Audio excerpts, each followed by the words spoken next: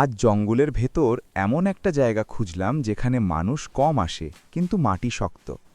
হাতে কোদাল শুরু করলাম খোঁড়া। আস্তে আস্তে একটা ছোট ঘরের মতো গর্ত বানিয়ে নিলাম। দেয়ালগুলো সমান করে চাপা দিলাম যেন ধসে না পড়ে।